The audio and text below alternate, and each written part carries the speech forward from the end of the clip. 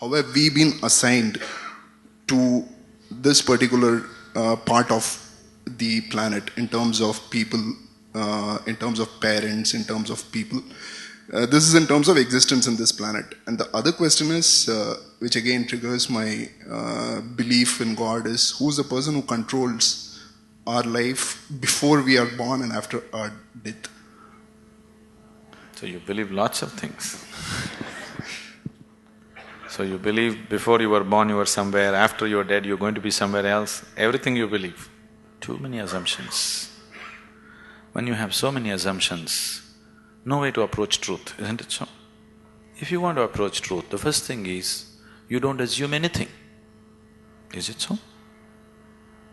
If you're interested in truth, if you're searching for truth, that means you have not assumed anything, is it so?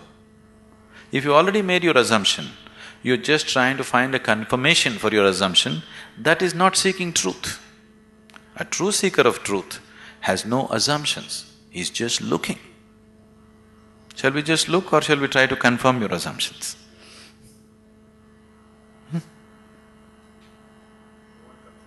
You want confirmation. You're right.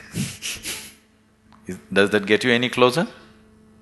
If I tell you your beliefs are right, does it get you any closer to truth? Does it? You feel better. Oh, okay, I've been right. But nothing gets solved, isn't it? Life doesn't get solved, does it? No. So confirming your belief systems doesn't mean anything. This is a big problem with human beings. They want to be right all the time. This is the biggest problem. In fact, it is the basis of all conflict in the world. I am right, you are wrong. This is the problem, isn't it? Isn't it so? What I believe is right, what you believe is wrong. Isn't this the basis of all problems in the world? Whether it's within the family or in the community or in the world or wherever? Yes? Shall we eliminate the problem a little bit? The first thing you need to do is, after all, they're your beliefs. And your beliefs are not original, picked up, isn't it? Your priest or mullah or father or mother, somebody put it into you, isn't it so? Picked up from somebody. It depends how powerfully they worked on you. And they work pretty powerfully because the business is at stake otherwise. So what you assume may have nothing to do with reality. Now you're trying to understand something which is beyond the physical, with physical context, it won't happen. You're trying to perceive something which is beyond physical through sense perception, such a thing cannot happen. Now you want to measure the depth of the ocean, but you went with a foot scale. You will obviously come with wrong conclusions, isn't it so?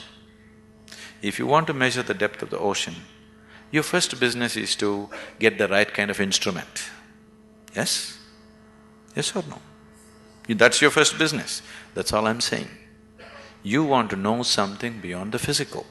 First thing that you need to do is to have a perception which is beyond five senses, which can perceive that which is not physical. Only then you perceive. Otherwise you can only believe or disbelieve, isn't it? If I tell you, God is actually in my pocket, this many people can believe me? This is a ridiculous thing, oh, we don't believe that, but I can tell you a more elaborate story if you want, which we can work on and make you believe in, isn't it? Right now, God is in my pocket. This many people believe me, this many people disbelieve me. Have these people gotten any closer to God than they were before? Have they? Or have these people gone any further away? No, nothing changes, isn't it? So why are we wasting our time trying to confirm our assumptions? You must enhance your perception, because only by perceiving you will know. There is no other way to know. Is it so? You will know anything only when you perceive it. Till then you do not know it. Is that a reality? Is that a reality? People who are not on talking terms with me, is that a reality? If you perceive, you know. If you do not perceive, you do not know. You're unwilling to admit I do not know, so you believe. isn't it? If you're just trying to pass the social test, belief is a good way to do it. But you want to really know, then belief is not a good way to do it. Belief gives you confidence. And fools getting confidence is dangerous. Do you understand? When idiots become very confident, it's very, very dangerous, isn't it so? Do you see? Intelligent are hesitant. Stupid are confident. Have you seen this? Great confidence. Because when you simply believe something, you will have great confidence. You will have no doubt about anything because you don't apply yourself to anything. You're 100% sure. You see George Bush, how confident he is? He's very confident, isn't it? Doesn't he seem like confident? Very confident.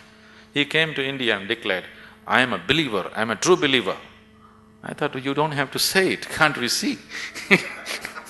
You must be a believer, otherwise you don't walk blind into situations. If you're somebody with sense, you would look around, isn't it?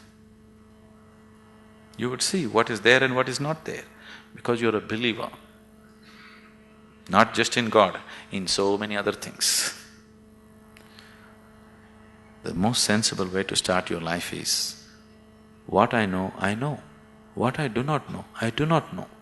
Once you come to this sincerely, you will see your knowing will constantly go on expanding on a daily basis. Otherwise, the moment you believe, you are stagnant. Belief is death actually. Marx said, is the opium. Religion is the opium. Because it puts people to sleep. He's very right. It's put people to sleep, isn't it? Hasn't it? Sleep is comfortable. What's wrong with it? Why sleep? Why don't you die? It is even more comfortable. Do you know that? Because anyway you're a believer, after all your God is waiting, why don't you go? Yes, isn't it? Because anyway you know when you die you'll go to God. What is the problem? Why are you waiting, going to this hospital, all this nonsense? Why don't you go?